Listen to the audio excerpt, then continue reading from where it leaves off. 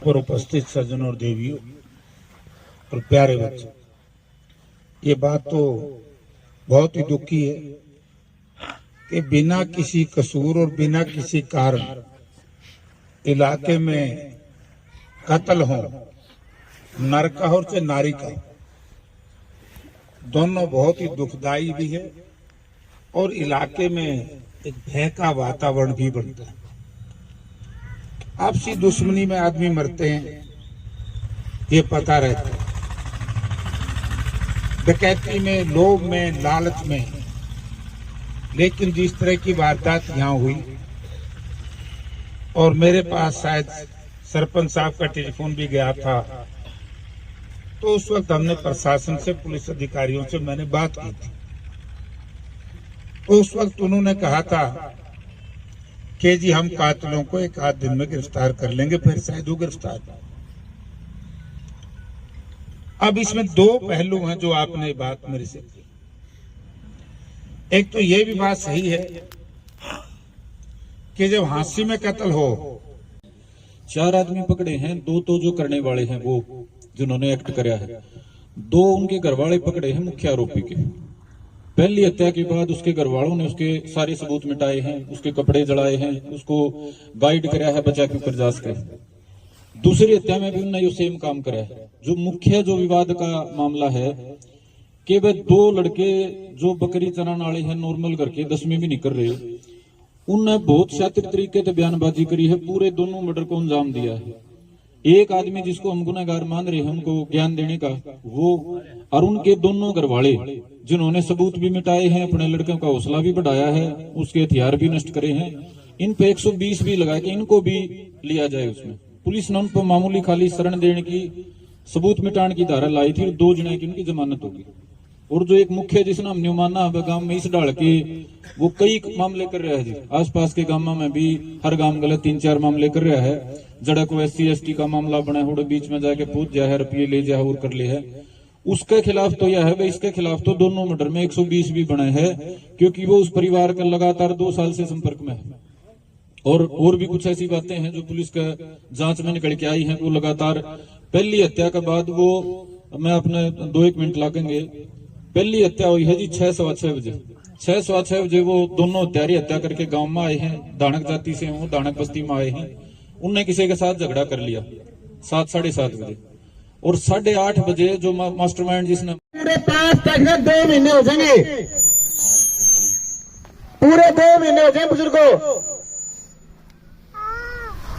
2 महीने में अगर समाधान करना होता इस सरकार ने, समाधान करना होता इस प्रशासन ने, तो कदे का हो जाता ही हो।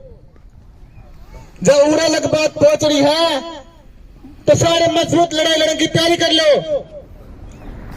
2 तरीके हो रहे लड़ाई लड़ेंगे।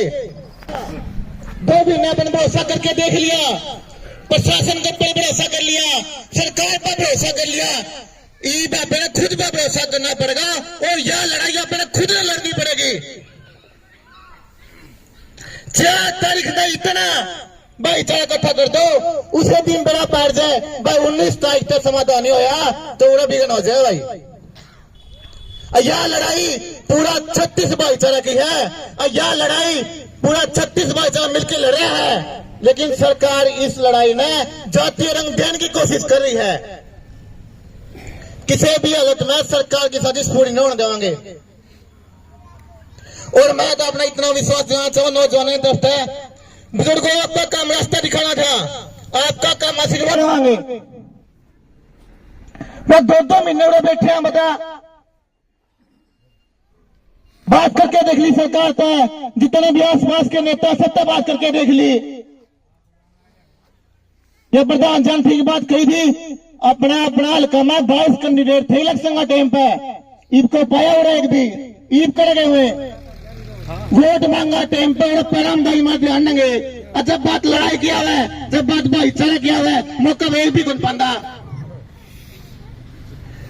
भाई। जितने भी नेता है हल्का में, समाज में, उन्हें भी सच चेतावनी दे वहां, या तो लड़ाई में गला खड़े हो जियो, नहीं आगे लड़ाई उनका गला भी हो गया।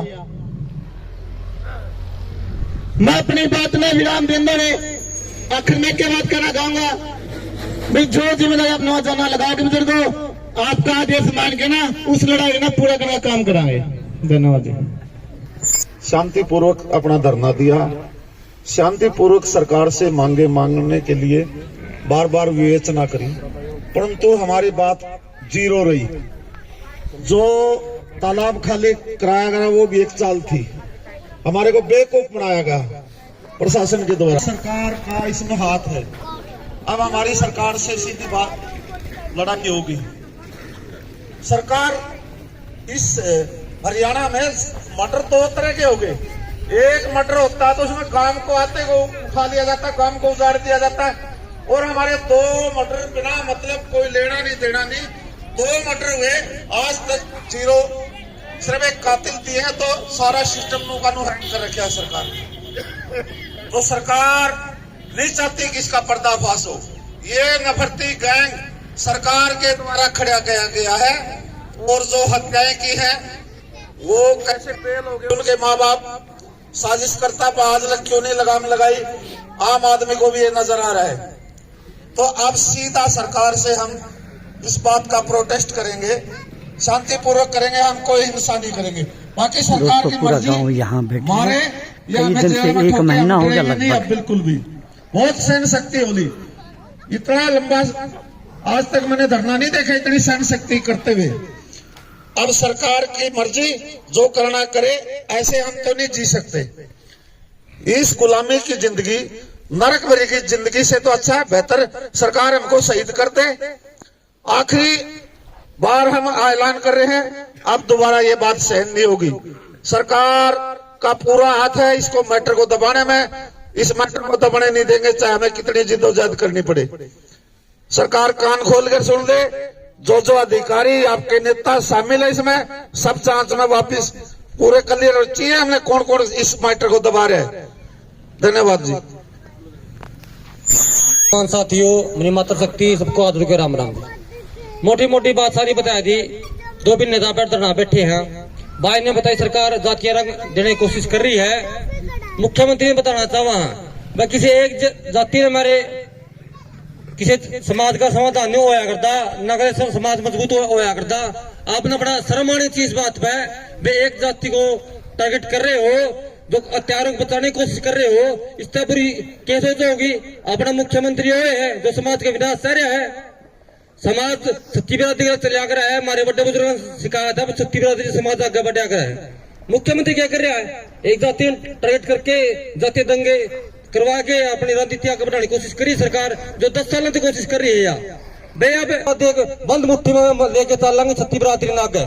सरकार की कोई भी मकसद कामयाब नहीं होने देंगे हमें। दूसरी बात क्या है, मैं एसपी साहब तेरा अनुरोध